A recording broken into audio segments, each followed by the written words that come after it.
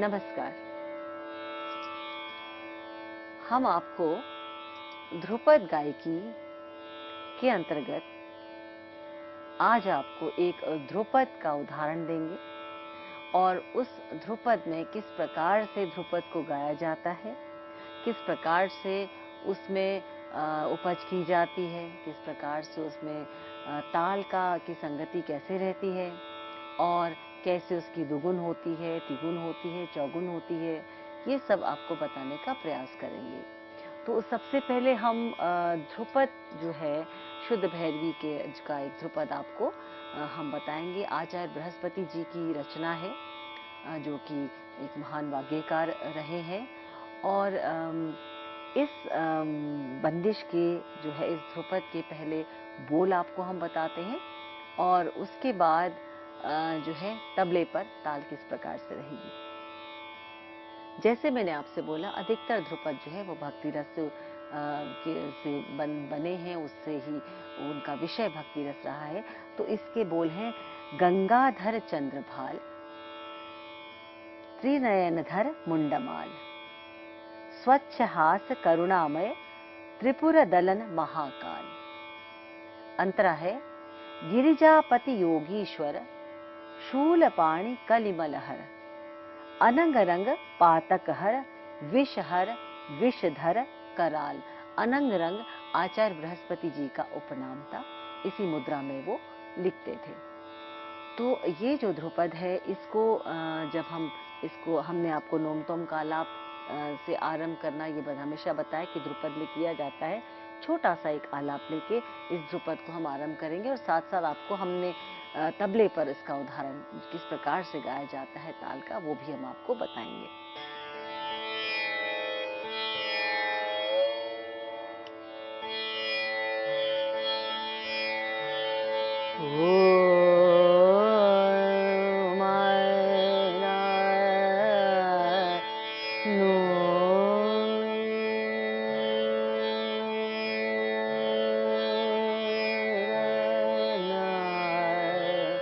राग शुद्ध भैरवी में सारे स्वर प्रयोग होते हैं, यानी संपूर्ण जाति का है और इसमें ऋषभ, गांधार, धैवत और निषाद, ये चारों स्वर जो हैं ये कोमल प्रयोग होते हैं, बाकी सभी स्वर शुद्ध होते हैं।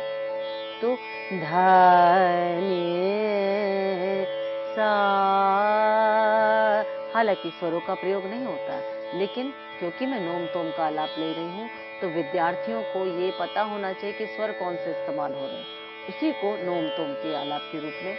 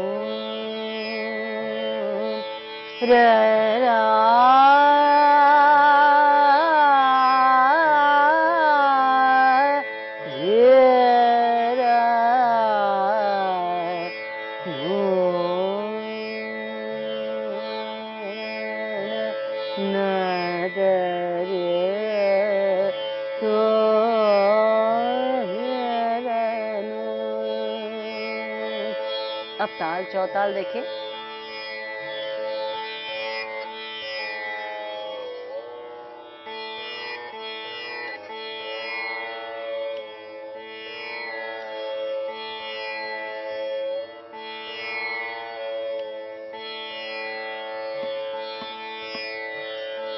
धा धा दिन ता के त धा दिन ता ते त क त ग रे गे न एक 2, 3, 4, 5, 6, 7, 8, 9, 10, 11, 12, 1। इस प्रकार से ये ताल चलती है। जब हम ध्रुपद को सीखते हैं तो पहले लय जो है वो कम होनी चाहिए, ताकि हमें स्थायी अंतरा जो है वो याद हो जाए। जब ये याद हो जाता है उसके बाद हम इसकी दोगुन, तिगुन, चौगुन बहुत आसानी से इसकी कर सकते हैं। तो हम इसको पहले स्थायी गाते हैं, उसको आप सुनकर जो है उसको आप रिपीट कर सकते हैं। गा गा धर चंद्र भाल गा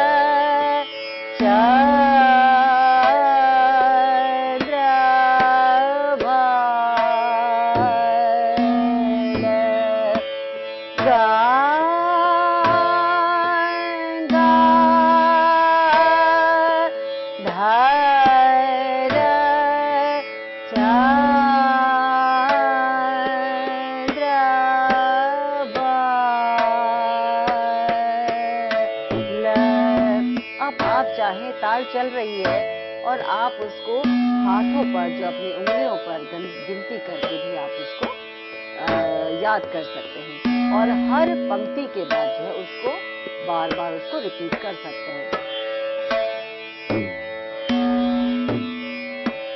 गा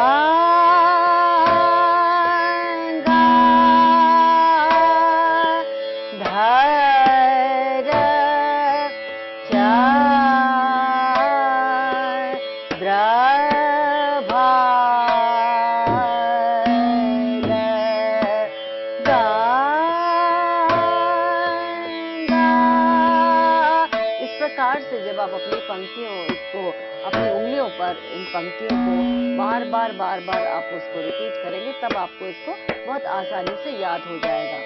हाँ, याद करना बहुत जरूरी है, तभी तो आप उपज और इसके जो आप बोल बनाएंगे या इसकी दुगुन तिगुन चौगुन करेंगे, वो तभी संभव है जब आपको इसके बोल जो है वो याद रहे। तो चाहे तो इस प्रकार से 12 मात्रा आप अपनी फिंगर्स पे याद कर सकते हैं, या उसको साथ साथ आप गिन के गा सकते हैं, और चाहिए तो 1, 2, 3, 4 इन फिंगर्स को 3 बार आप रिपीट कीजिए, ताकि वो 12 मात्रा जो है उसमें आ जाएगी। तो इस प्रकार से आपको शुरू से ही पता रहेगा कि हम प्रत्येक पंक्ति में मात्राएं ठीक ले रहे हैं, कहीं हम किसी चीज को स्किप नहीं कर रहे हैं, क्योंकि this is all mathematical. You have to count 12 on your fingers, 12 matras, and then you can repeat, or you can sing, can practice each and every line again and again, so that when you learn it thoroughly, then it becomes easy for you to later on sing the Dogun Tigun Chogun or the Upaj. The tal is going on tabla, and you keep on singing with the help of the counting in the beginning. But while performing, when you learn it thoroughly, then there is no need to count. But there is also one method which is later on you can adapt it. That is to give the tali khali on your hand, as I told you before also. Now, while playing tantra, it is not possible to give tali khali with both the hands, but yes, you can do it, and you can also count it. Like I am showing you my this thing, the counting on my fingers, so that it makes easy to you to repeat it again. And on other way, you are learning it fast. So it is all mathematical. When we do dugun, that means the double the speed. When we sing tigun, that means thrice the speed. And when you sing it 4 times the speed, that means the chogun. Then this helps you if you have learned it. There is no need to count it on in that speed. There is no need. You have learned it. It makes very easy. You can easily do the dugun, tigun and chogun, and later on the upaj. Upaj means the something which is created instantly with the help of these dugun, tigun and chogun. So it is called upaj. Why is it called upaj? Because the word itself derives the creativity. So like this, the creativity is done within the rules of the Dhrupad. So that is why Dhrupad is known as Dhrupad, because we have to somewhere abide all the rules and regulations. Now again, I sing the sthai and you can repeat it. Ga, ga, dha, ra, cha, ra, bha, ra, ga, ga,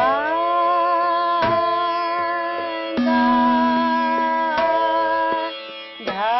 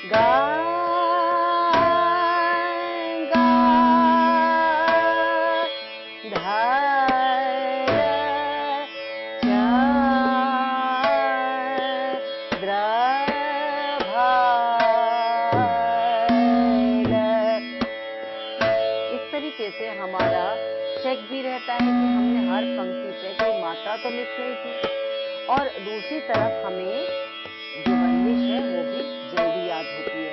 हम हर पंक्ति को बार बार जो है repeat कर सकते हैं।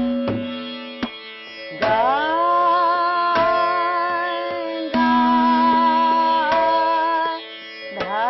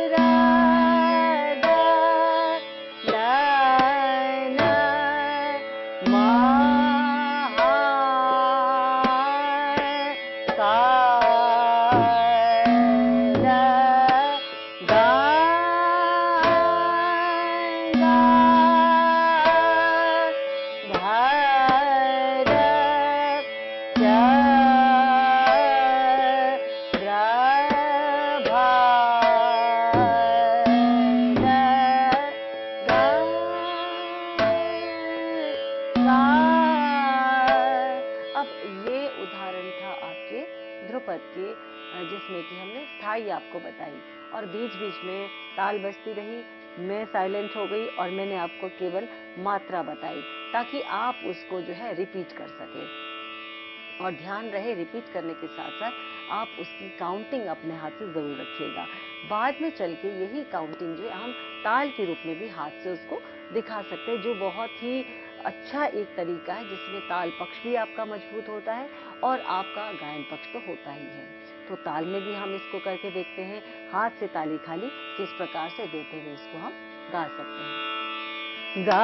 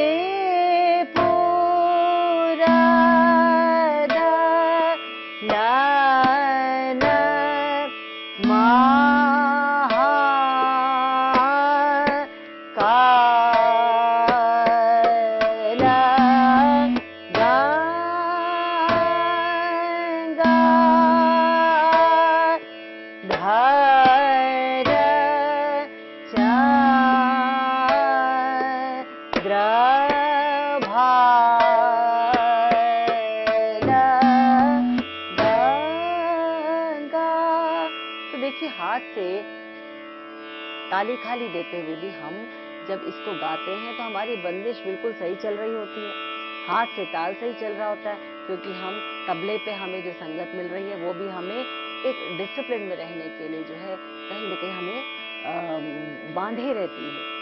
तो तभी जब ये थाय में या इगुन में हमें ध्रुपद का जो स्थाई मैंने आज आपको बताई, यदि ये हमें याद हो जाए पक्की तरीके से और ताल भी देना याद हो जाए तो हम उसका आगे जब उसमें उपज या द्विगुण त्रिगुण चौगुण के तो बहुत आसान हो जाता है उसको, क्योंकि याद होना इसमें बहुत बहुत जरूरी है। तो ध्रुपद की जहां मैं बात कर रही थी, ध्रुपद को मध्यकाल में जो है ध्रुपद का स्वर्ण युग कहा जाता है, क्योंकि उस समय ख्याल गायकी प्रचार में नहीं थी। तो जो ध्रुपद था वही सब कुछ था, और जो ध्रुपद गायक हुआ करते थे, ध्रुपदीय जिन्हें कहा जाता था, उनको वीणकार भी कहा जाता था कि वो वीणा का वादन साथ में करते थे। तो ध्रुपद गायकी से जो ध्रुपद जो परंपरा मियां तानसेन की थी, उससे जो गायन परंपरा बनी वो आपकी ध्रुपद गायकी के रूप में आगे बढ़ी, और वादन की परंपरा दी, बीनकार जो है वादन की परंपरा जो बढ़ी, वो आगे चलकर जो है सेनिया घराने जो है उसको उसमें आगे बढ़ी, सेनिया घराने के रूप में उसको उनके वंशजों ने या हम कहें कि उनके शिष्यों ने आगे बढ़ाया। तो ये दो धाराएं जो हैं वहां से बढ़ी। लेकिन ध्रुपद गायकी आज भी बहुत ही सुंदर गायकी, बहुत ही पसंद की जाने वाली गायकी है। और इस गायकी को जब हम गाते हैं तो राग भी मजबूत होता है, ताल पक्ष भी मजबूत होता है। किस प्रकार से स्वरों का हम मींड और सूत या हम कहें लाग के द्वारा उसकी बढ़त करते हैं, ये भी आता है। तो आवाज़ को बनाने में, एक अच्छी आवाज़ को बनाने में ध्रुपद गायकी का बहुत बड़ा योगदान है। यही गायकी आगे चलकर पॉपुलर होती गई और आज के समय में भी ध्रुपद गायकी जो है वो बहुत ही प्रचार में है। हालांकि ध्रुपद गायक आजकल बहुत कम है, लेकिन फिर भी अब धीरे धीरे इनकी संख्या पुनः जो है ये उत्कर्ष पर जो है पहुंच रही है। तो इस गायकी को ज़रूर सीखना चाहिए, चाहे वो ख्याल गायक हो, चाहे उपशास्त्रीय संगीत का, क्योंकि ये आवाज़ को बहुत मजबूत बनाता है। और आज हमने आपको शुद्ध भैरवी राग के इस ध्रुपद के बारे में आपको बताया, उसको गाकर बताया है, ताल पक्ष बताया, हाथ से ताली खाली देकर उसको कैसे गाते हैं, किस प्रकार से याद करने के लिए हमें फिंगर्स पे जो है उसकी मात्राएं साथ साथ देते हुए करना है। इसको आप अभ्यास कीजिए और अगले हमारे जो सत्र हमारा अगला रहेगा उसमें हम आपको इसके अंतरे का और अंतरे को किस प्रकार से किया जाता है और साथ ही साथ इस ध्रुपद में दोगुन, तिगुन, चौगुन या उपज किस प्रकार से की जाएगी, इसका विस्तार पूर्वक हम आपको इसके बारे में बताएंगे। और तब तक आप इसका अभ्यास कीजिए और इसके अभ्यास के साथ साथ इसको याद कीजिए और ताल को आप ज़रूर महत्व दीजिए, क्योंकि ताल जो है वो पूरी तरह से ध्रुपद में छाई हुई है। सुर और ताल, ये दो ही चीज़ है जो संगीत को जो है सुंदर बनाते हैं, संगीत के विद्यार्थी के लिए बहुत ज़रूरी है। तो एक विद्यार्थी के रूप में आप इसको कीजिए और उम्मीद करती हूँ कि आप बहुत सुंदर तरीके से आप इसका अभ्यास करेंगे। आज का हम ये सत्र यहीं पर संपन्न करते हैं। नमस्कार।